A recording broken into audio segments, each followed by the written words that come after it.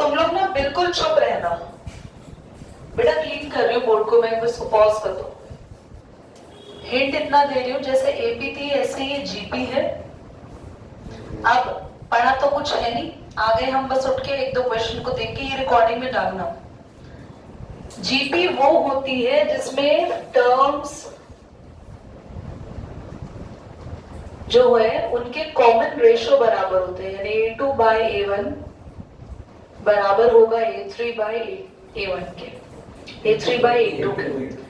A3 bye A2 बराबर होगा A2 bye A1, मतलब इनके कॉमन डिफरेंस सेम होते तो ये AP हो जाती, पर कॉमन रेशियो सेम है तो ये GP हो गई।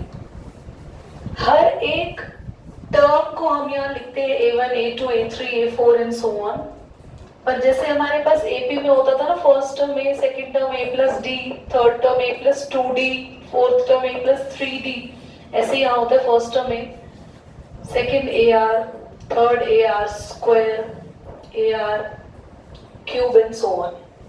और यहाँ पे अननोन टर्म निकालने का फॉर्मूला होता है AR की पावर n माइनस 1। सम का फॉर्मूला होता है A 1 माइनस R की पावर n और R की पावर n माइनस 1 अपॉन में। दो फॉर्मूलाज यहाँ पर यूज होते हैं, अगर R की वैल्यू छोटी है 1 बड़ा है तो ये, पर अगर R बड़ा है तो ये वाला फॉर्मूला यूज होगा। सिंपल। ये सारे फॉर्मूलाज पे पूरी की पूरी ये एक्सरसाइज और पूरी की पूरी से नेक्स्ट वाली एक्सरसाइज बेस्ड है। हमने 11 कौन कर रहे हैं, क्या हो गया ढोल, मेरे को लगा कम होगा तुम्हारा तो बचता चला गया पेन। ये मैंने समझाया था और बहुत अच्छे तरीके से समझाया हुआ है, go and watch the video again. Question number 5 से वीडियो शुरू नहीं हो रही है वो, उसके पहले के क्वेश्चंस बहुत इजी है, क्वेश्चन ढंग से पढ़ते और ये देखते कि उसमें क्या हो रहा है तो वो तुम्हें समझ, वो इस एक्सरसाइज में कुछ नहीं है, nothing is there in that exercise. 12th बोलो क्या है क्वेश्चन, क्या बुक ले लूं मैं आपसे, आप बोल नहीं पाएंगे, आप तो थोड़ा उदास हैं। The sum of the first three term of the GP is 39 by 10, their product is 1, find the common ratio in the terms। चलो, पहली 3 टर्म्स GP की जो है उनका सम कितना दिया हुआ है बेटा, अभी चोपड़ा कितना सम दिया हुआ है 39 by 10। हाँ, तो A1 plus A2 plus A3 कितना दिया है 30, एंड द प्रोडक्ट ऑफ, इधर रखा सम of 3 terms 39 by 10, product of 3 terms कितना दिया है बोल तो दो 1, A1 into A2 into A3। बच्चों एक मेरी बात को ना ध्यान से सुन लेना, जब भी 3 टर्म के प्रोडक्ट की बात आ रही हो ना, जब भी 3 टर्म के, तो टर्म्स को कैसे लेट करना है, वैसे तो टर्म हमेशा ऐसे लेट होंगी, first A, second AR, third AR square, पर कभी भी हम बात कर रहे हो किसकी, बोलो प्रोडक्ट की, तो उस केस में आपको लेट कैसे करना है, लेट द टर्म्स, नहीं A by R, A upon AR। ये दीदी कैसे आपने समझ नहीं आया हमें, हमेशा पहली टर्म किसे मानते हैं, उसके आगे R बढ़ाते रहते हैं पावर में, AR स्क्वायर AR क्यूब, पर अगर मैं इससे एक पहली वाली टर्म बोलूं तो क्या होगी, A अपॉन, उससे एक पहली क्या होगी A बाय, से एक पहली, समझ आ रहा है। तो आप जब प्रोडक्ट की बात आए तो शुरुआत इधर से ना करके ये 3 टर्म लेना, यानी इसको बीच में लेना, इससे पहले वाली एक टर्म को फर्स्ट मान लेना, उससे कुछ फर्क नहीं पड़ता, पर ये एक ट्रिक है जिससे आपको क्वेश्चंस को स्मूथली सॉल्व करने में हेल्प मिलेगी। कैसे वो स्मूथली सॉल्व होगा क्वेश्चन ध्यान से देखना। सबसे पहले तो प्लस कर दो A अपॉन R, इसको हम बाद में यूज करेंगे। यहाँ देखो A अपॉन R इंटू में A इंटू में AR इज इक्वल टू क्या है, हाँ तो R से R चला गया, now A cube is equal to A कितना आ गया। अब हम फर्स्ट इक्वेशन में पुट कर सकते हैं, ध्यान से देखो, आप फर्स्ट इक्वेशन है A by R plus A plus AR। Aryan समझ आ गया मैंने तीनों क्यों लेट कर है, हाँ मेरे मन की इंट्यूशन ने पूछ लिया तुमसे सवाल, तुम खुद कुछ नहीं पूछोगे? देखा देखा बता दो। आपको यश आगे पहली टर्म हमेशा क्या होती है? उससे अगली ए आर। अच्छा एपी याद है? पहली टर्म होती थी ए, अगला ए प्लस डी, उससे अगला ए प्लस। याद है कभी कभी हम ये वाली टर्म भी लेट करते थे, पहली 3 टर्म हम मानते थे ए माइनस डी ए, याद है? तो हम ऐसे ही जीपी में जब कभी भी 3 टर्म पे क्वेश्चन आए और बात प्रोडक्ट की हो रही हो तो शुरुआत ए से नहीं ए अपॉन आर से करेंगे, ठीक है? तो भगवान मुझे थोड़ी सी अलग से, भगवान ने एक मुझे 6 सेंस दे रखी है कि मैं उस बच्चे तक पहुंच जाती हूँ, वरना ये तो खुद ही देखते रहते हैं और फिर जब पूरा क्वेश्चन हो जाता ना, नहीं आया जी समझ में, हमें तो क्वेश्चन ही नहीं आया। ए की वैल्यू रखें कितनी? 1 यहाँ एलसीएम लेंगे, यही आएगा ना LCM, R into 1 R into R square. अब ये हो जाएगा 10 प्लस 10r, ठीक है? अब 39r को भी इधर ले आओ, 10r स्क्वायर, 39r यहाँ पे आ जाएगा, 39r में से 10r गया, माइनस का 29r प्लस का 10 इज इक्वल टू 0। 10 कॉमन ले ले, 10 कॉमन ले ले तो कुछ होगा नहीं, 10 कॉमन लेने से डायरेक्टली मिडिल टर्म स्प्लिटिंग कर दे। वैसे मेरे को लगता है यहाँ पे नहीं, तब भी कोई ऐसा बेनिफिट तो नहीं होता, ठीक है चलने दो, कोई बात नहीं। आप एक काम करो, आप इस क्वेश्चन में ना जब सॉल्व करोगे ना, घर पर कर लेना, मिडिल टर्म स्प्लिटिंग कर ले, मिडिल टर्म स्प्लिटिंग से भी हो जाएगा। कोई दो ऐसे नंबर जिनको प्लस से माइनस करके आए तो वो है 25 और 4, क्योंकि 25 किसको कॉल आ रहा है?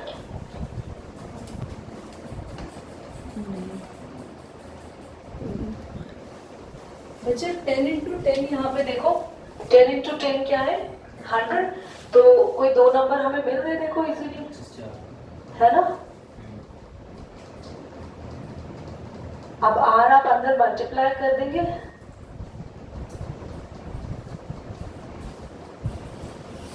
कॉमन क्या ले लोगे?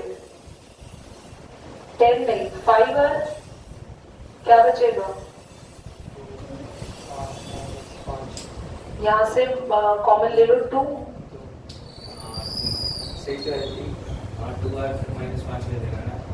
नहीं नेगेटिव का दिक्कत आ रही है ना यहाँ पे, नेगेटिव प्रॉब्लम कर रहे हैं यहाँ पे,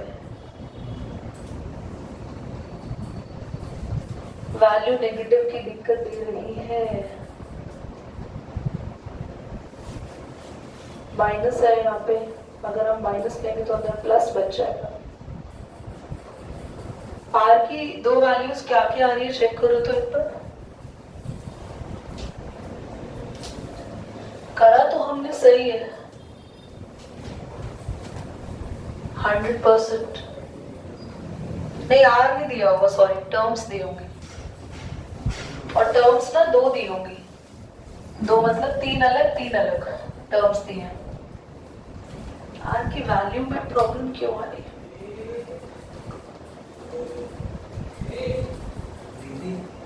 हमने 10 माइनस प्लस होगा, थैंक यू, क्योंकि ये प्लस था, ध्यान नहीं रहा वहाँ पे, अब हो गया,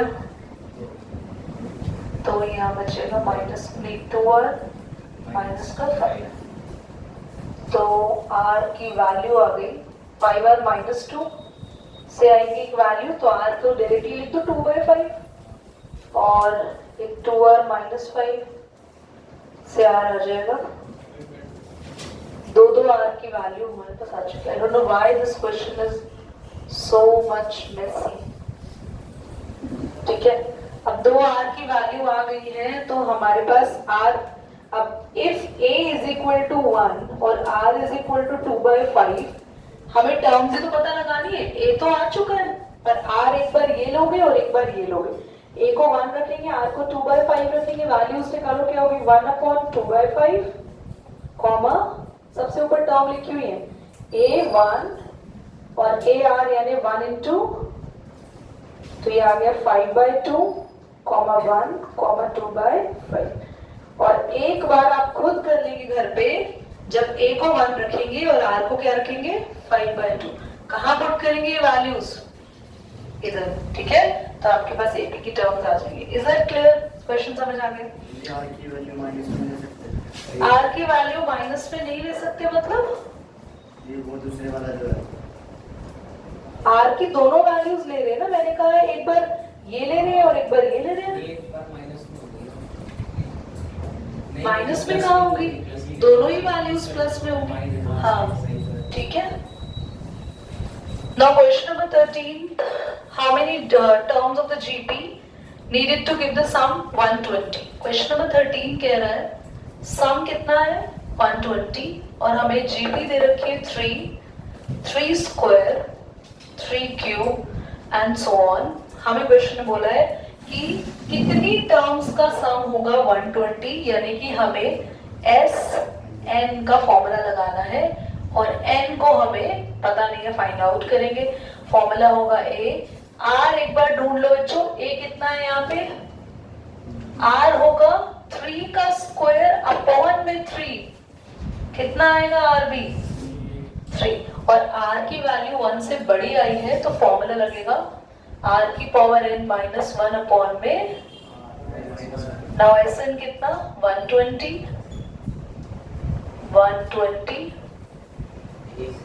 A3। समझ में आ रहा है, कोई डाउट तो नहीं?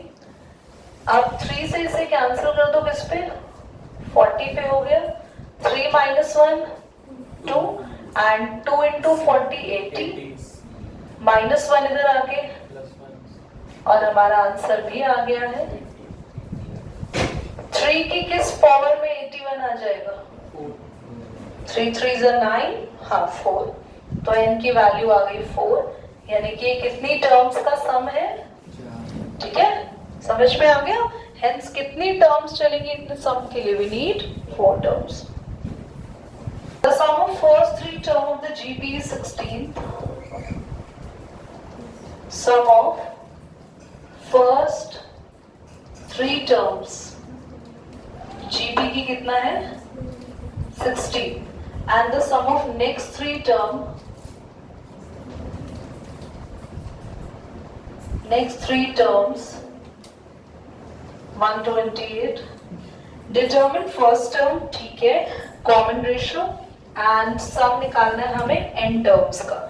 तो क्वेश्चन फिर से बहुत इजी है। फर्स्ट 3 टर्म्स का सम हमें दिया हुआ है, तो पहली 3 टर्म यही होगी ना, A1 A2 A3। बच्चों A1 को हम यही लिख सकते हैं, A2 AR and A3 AR square. ये आ गया 16, this is your equation number 1। Next 3 terms हो गई A4 A5 A6, कितना है 128। A4 का फॉर्मूला होता है AR क्यूब, A5 होता है AR4, A6 होगा AR की power 5, and this is your equation number 2। Divide करेंगे इक्वेशन 2 को। अब तुम कहोगे दीदी आपने इस बार भी 3 टर्म्स थी, A क्यों लेट किया, A अपॉन R क्यों नहीं लेट किया? हम तब 3 टर्म्स में A अपॉन R से शुरुआत करेंगे जब हमें प्रोडक्ट की बात कह रहे हो। यहाँ क्वेश्चन ने सिर्फ किसकी बात कही है, सम की। डिवाइड करेंगे तो AR cube AR4 AR5 whole upon AR square 128 upon 16 plus what we can take common from this, AR cube बचा 1 plus R square, ठीक है। यहां से भी मिनिमम कॉमन A आ सकता है, 1 plus R plus 16 के टेबल पे किससे कैंसिल हो रहा है 128, ये पूरा कैंसिल हो गया ऐसे यहां तक। A से A भी कैंसिल, किस पे जा रहा है बच्चों 8 पे, 8 6 48 and 8 1 8, 420, ठीक है। तो आपके पास R cube is equal to है 8, तो R कितना आ गया 2, बोलो क्लियर। अब आपके पास अगर r आ गया है 2 तो हम आएंगे वापस इक्वेशन नंबर 1 में a plus AR square equal to 16, a common ले लो, 1 plus R square is equal to 16, r हमारा 2 आ चुका है तो 1 प्लस 2 2 की पावर 2 4 इज इक्वल टू 16, कितना आ गया बच्चों 7, तो हमारे पास a आ गया 16/7, ठीक है। अब हमें और क्या बोला है क्वेश्चन में, फर्स्ट टर्म हो गया, कॉमन रेशियो हो गया, क्या बोला है SN बोलो, और हमारे पास SN होगा a r की पावर n, ये वाला फॉर्मूला क्यों लगा रहे हैं क्योंकि r 1 से बड़ा है। SN हमें निकालना है, a है 16/7, r है 2 की पावर n -1 और यहाँ पे 2 - 1, 2 - 1 1 ही आएगा और आप अपने क्वेश्चन को यहीं पर ही छोड़ेंगे, क्यों, क्योंकि n हमें पता ही नहीं है तो क्वेश्चन को n की टर्म्स में ही छोड़ा जाएगा। Is that clear? पक्का? आगे बढ़ता है। Now question number, given that the GP with the A 729 and 7th term 64 determine as 7, ठीक है। हमें GP है, क्वेश्चन नंबर 15, हमें GP में क्या क्या गिवन है, फर्स्ट टर्म 729, सेवेंथ टर्म कितनी दे रखी है, जल्दी बोलो बच्चों, तो सेवेंथ टर्म का फॉर्मूला लगा दोगे तो AR 6, ये लिख दे, ये A ही दे रखा है ना 729, अच्छा चल, तो A है 729,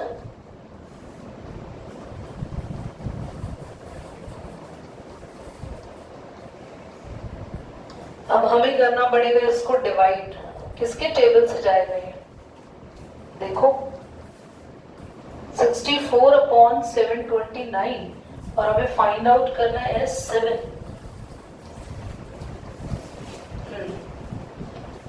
बताओ बच्चों किस टेबल से जा रहे हैं,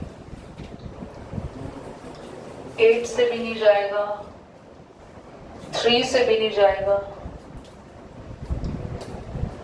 7 + 2 9 + 9 18 और 6 और 4 किसी से जा भी रहा है, डिवाइड किससे हो रहा है,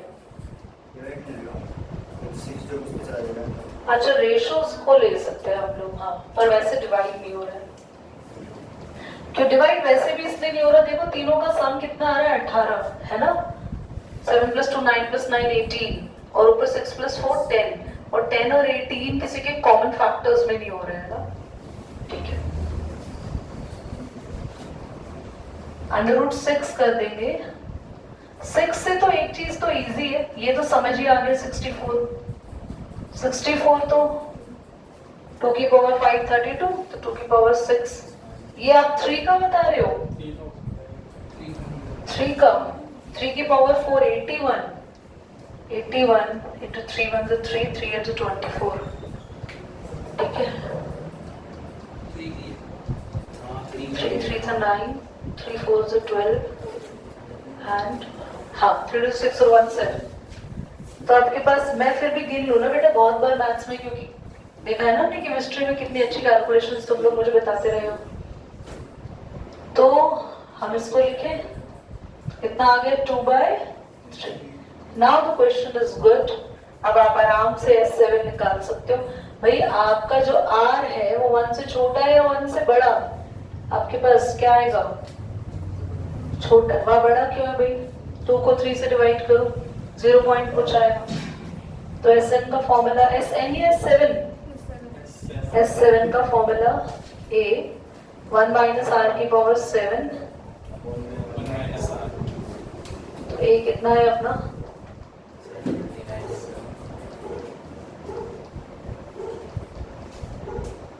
बस आप यहाँ नीचे एलसीएम ले लेना, एलसीएम ले लोगे कितना आएगा, डायरेक्टली करते हैं, कितना आएगा 3 - 2 1/3 और 1/3 ऊपर चला जाएगा तो 3 से मल्टीप्लाई होगा, 3 9 से 27 एंड 3 2 से 6 1 8, 3 7 से 21। ठीक है, यहीं पे क्वेश्चन को हम छोड़ देंगे क्योंकि 2 की पावर 3 2.3 की पावर 7 को सॉल्व हम वैसे चाहो तो कर भी सकते हो 2.3 की पावर 7 को सॉल्व। क्यों? हाँ, क्योंकि ये कैंसिल हो जाएगा। ये होगा 3 की पावर 7 माइनस 2 की पावर 7 अपॉन में 3 की पावर 7, 3 की पावर 7, 3 की पावर 7 कैंसिल। तो ये कितना आ रहा है 2187 माइनस 64 इंटू 2 कितना आ रहा है 2 4 ज़र 8 एंड 2 6 ज़र 12 माइनस तुम कर लेना। ओके ठीक है, स्टार्ट करें।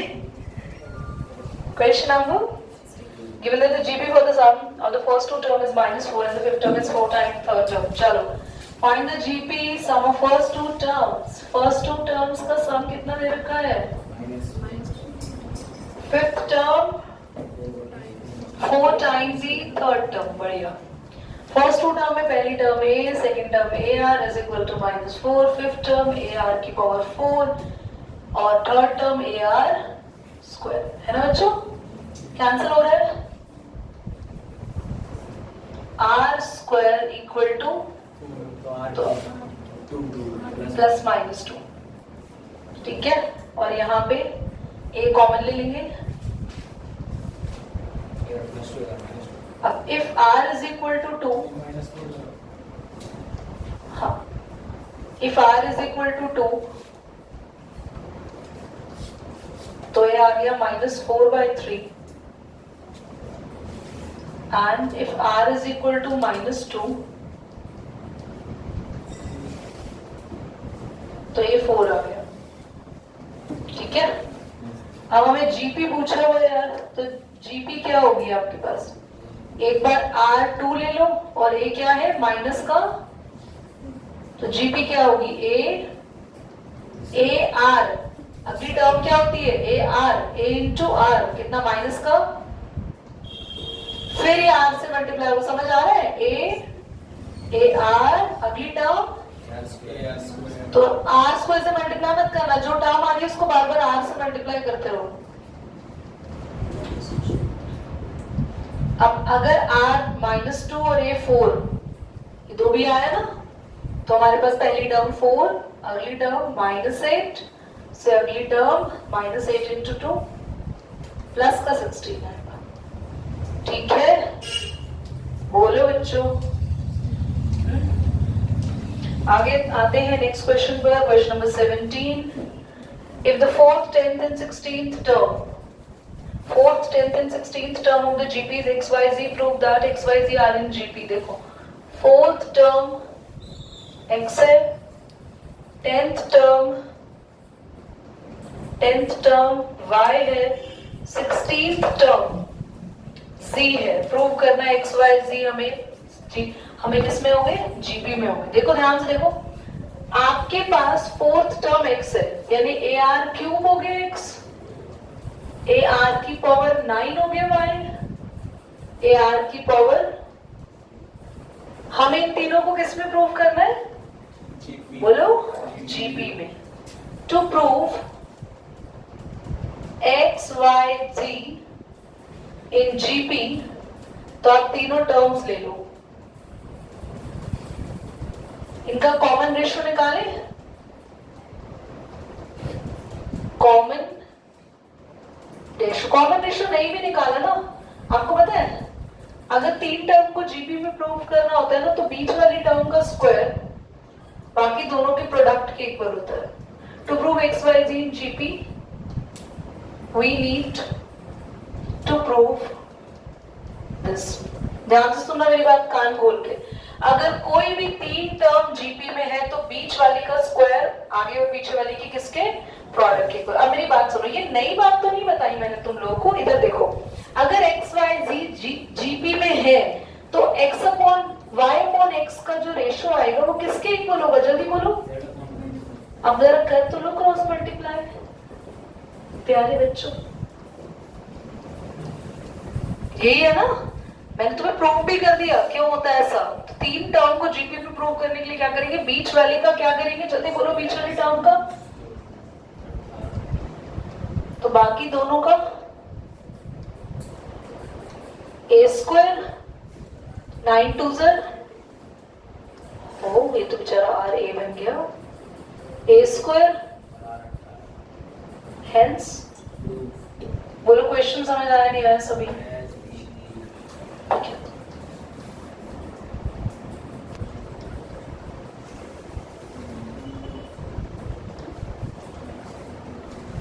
चलो कर दो, कर दिया? कब किया? अभी अभी। इस क्वेश्चन को देखो ध्यान से, ऐसे में क्वेश्चन ऐसा भी आ सकता है 2 plus double 2 plus triple 2 7 plus double 7 plus triple 7 9 plus double 9 plus triple 9 and so on. हर किसी का आंसर एक ही तरीके से सॉल्व करना है और एक ही आएगा हर किसी का आंसर, बस एक नंबर चेंज होगा। कैसे? इस टाइप का कोई भी क्वेश्चन देखने को मिले तो सबसे पहले जो नंबर है वो कॉमन ले लेना। तो ये अंदर बन गया, बोलो बताओ। उसके बाद आप इसको 9 से मल्टीप्लाई और 9 से डिवाइड करोगे।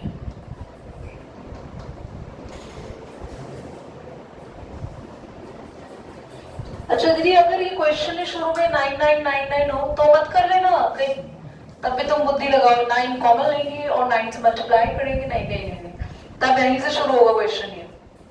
बट अगर 9 के अलावा कोई और नंबर है तो हमें उसको कॉमन लेना होगा और फिर उसको 9 से मल्टीप्लाई करके 9 अंदर बनाना है। अब 9 को क्या लिख सकते हैं? 10 माइनस 1, बोलो तो। 99 को, इसको बेटा कितनी टर्म्स का सम निकालना है या कितनी टर्म्स होगी? n, यानी कि जो -1 -1 -1 -1 कितनी बार आ रखा होगा? ले लो -1 को कॉमन, -1 कॉमन ले लिया n टाइम्स बाहर, ठीक है। अब क्या बचा अंदर? 10 स्क्वायर, बोलो क्या अब ये जीपी बन गई है आपकी? देखो, और इसको भी ठीक से लिख दो, -8n/9। जीपी में आपकी क्या है? आपके पास फर्स्ट टर्म क्या है? बड़ी लो। आर भी कितना है?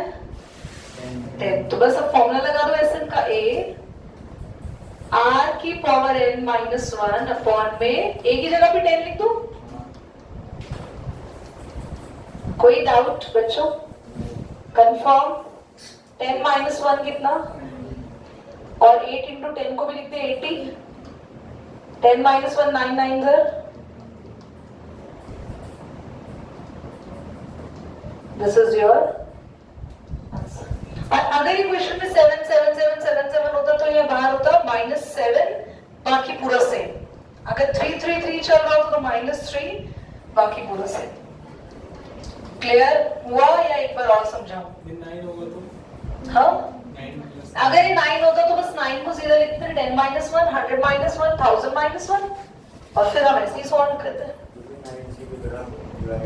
हाँ, 9 से इसलिए किया क्योंकि जब तक हम ये सीक्वेंस नहीं बनाएंगे तब तक 10 - 1 100 - 1 और 1000 - 1 नहीं बनेगा, और जब तक ये नहीं बनेगा तो -1 कॉमन लेने के बाद जीपी नहीं बनेगी अंदर। और अगर आप इस केस को देखो तो ये जीपी है नहीं, आप सम नहीं निकाल सकते इसका, ना ये एपी है ना जीपी है, ना तो कॉमन डिफरेंस सेम है ना कॉमन रेशो सेम है। ठीक है, कोई डाउट? पक्का? ठीक है, कर दे एक और क्वेश्चन, क्वेश्चन नंबर 19।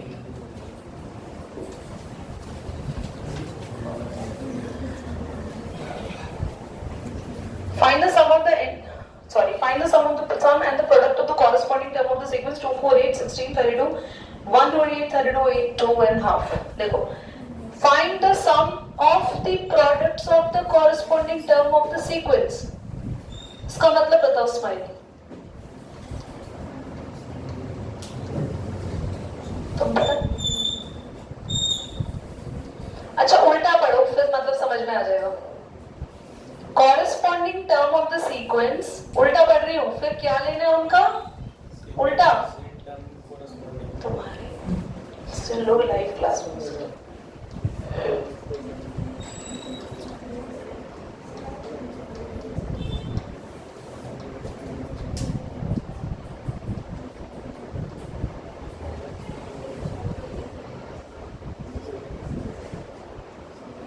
देखो इधर, उल्टा पढ़ो। कॉरेस्पॉन्डिंग टर्म्स का क्या करना है? प्रोडक्ट, फिर उनका क्या करना है? सम। कॉरेस्पॉन्डिंग टर्म्स क्या है जरा समझो। यहाँ पे ना दो दो सीक्वेंस दे रखे हैं, 2 4 8 और एक सीक्वेंस दे रखा है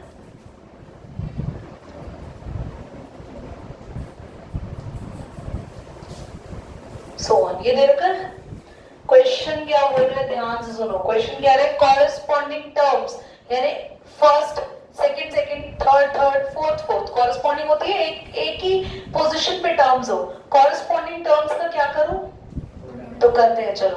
2 into 1 28, 4 into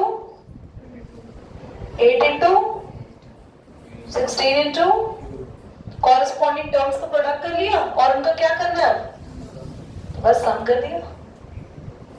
अब तुम जब मल्टीप्लाई करोगे ना तो तुम देखोगे क्या बन जाएगी, एक जीपी, और उसको सम आप निकाल लेंगे घर पे, एस एन घर पे निकालेंगे। बोलो क्लियर?